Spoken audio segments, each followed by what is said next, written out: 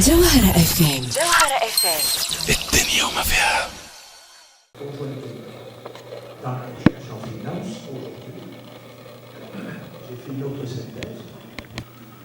Avec une perspective essentiellement de recherche s'inscrivant dans un cadre hypothético-déductif. Houssam Bouzgarou, maître assistant à l'ISG de Sousse, ou membre organisateur de l'association tunisienne des études en finance, en anglais l'abréviation TSFS, Tunisian Society for Financial Studies. L'événement هذا يصير المرة الثالثة، كان صار قبل مرتين في سوسة. L'événement consiste principalement donc à une conférence dans laquelle intervient des keynote speakers, des invités ou des renommés dans leur domaine de recherche en finance principalement. عندنا زاد مداخلات ورشات عمل فيها tout ce qui est management, tout ce qui est économie, mais principalement on travaille sur la finance. المثنى معنا أساتذة كبار، معنا بروفيسور جيرار ريغويان من جامعة بوردو اللي هو أخصائي في tout ce qui est firme familiale. معنا من Université de Floride من Amérique, le père fondateur de l'introduction en bourse qui est appelé et connu en finance par l'IPOs, professeur Jay Ritter. ومعنا جيمس أور اللي هو أخصائي في la restructuration des entreprises من Georgia State University. وعندنا سنة زاد pour faire le lien entre la communication et la finance أخصائية اسمها أليزون ألكسندر من أمريكا زاد من Georgia State University اللي هي باش تعمل مداخلة على les fusions acquisitions et l'impact médiatique sur la rentabilité de ces opérations. شنو يصير عندنا في الكونفرنس بخلاف المداخلات هذه اللي تصير على نهارين؟ فما ورشات عمل لي سيسيون باراليل اللي هما 3 سيسيون او ميم طون، وكل سيسيون يكون فيها 4 أعمال، ساعات أكثر ساعات أقل، ويكونوا حول des sujets donc متقاربة لبعضها، des thèmes متقاربة لبعضها. في كل présentation un discutant du papier pour permettre aux participants d'avoir un retour intéressant par rapport à leurs travaux.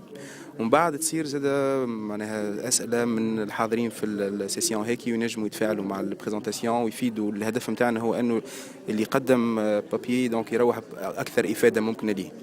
عندنا زاد في الكونفرنس هذه اللي عملناها العوام اللي فاتت والعوام هذه من هما l'objectif principal maintenant pour avancer, la clé de succès pour avancer dans la carrière, c'est les publications scientifiques.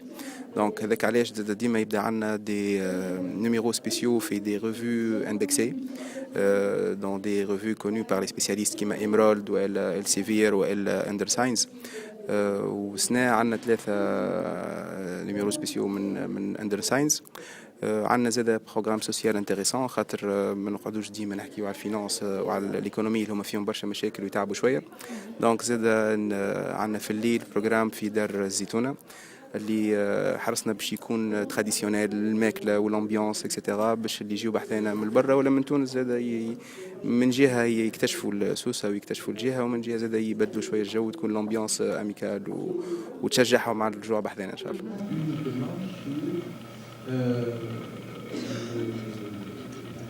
صلاح الدين حلارة أستاذ جامعي ورئيس الجمعية التونسية للدراسات المالية.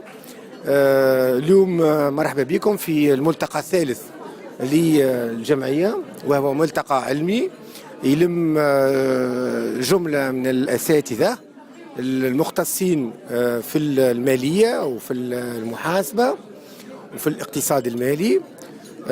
شرفونا عدة أساتذة وباحثين في المواضيع اللي تهم المؤسسات المالية، اللي تهم السوق المالية، اللي يهم الاقتصاد المالي، اللي يهم الاقتصاد الإسلامي إلى غير ذلك، عدة معناها مواضيع. وتشرفنا بحضور أساتذة تونسيين وبالطبع أساتذة محاضرين وبالطبع دي دكتوراه معناها دكاترة في صدد معناها تحضير الدكتوراه نتاعهم في المواضيع هذه. هذا ملتقى علمي عنده صفة عالمية، مش بحضور الأساتذة الأجانب برك، ولكن بقيمة الدراسات اللي قدموها لنا. احنا جاتنا حوالي 140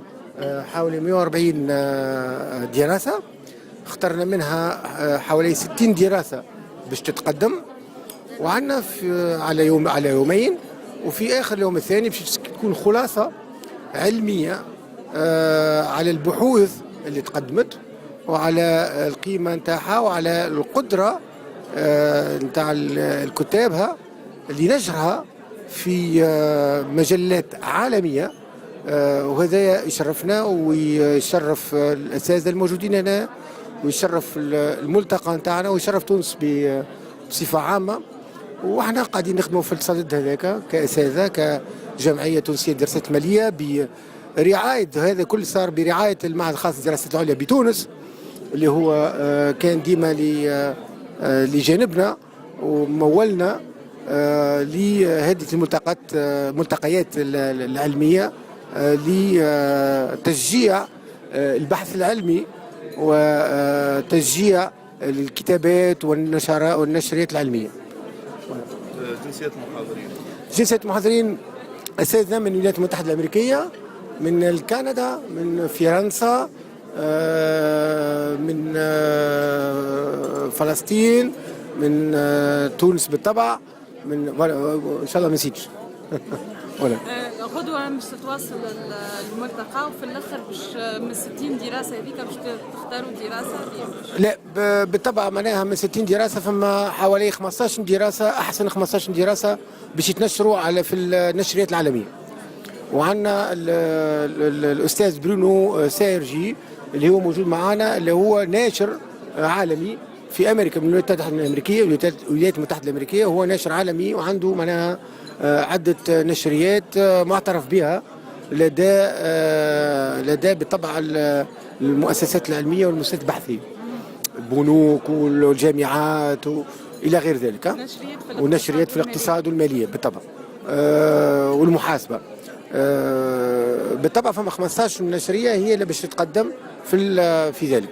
خلافا لذلك احنا عندنا في آخر اليوم عندنا ملخص كامل للملتقى باش نخرجوا به كما بدينا اليوم شنو الاتجاهات في نطاق البحوث، في نطاق النشريات بدينا بهذايا، في الاخر بكل باش نكملوا نشوفوا شنو احنا نعملوا في تونس مقارنة بالموجود ولا بدينا به ولا صاير في العالم.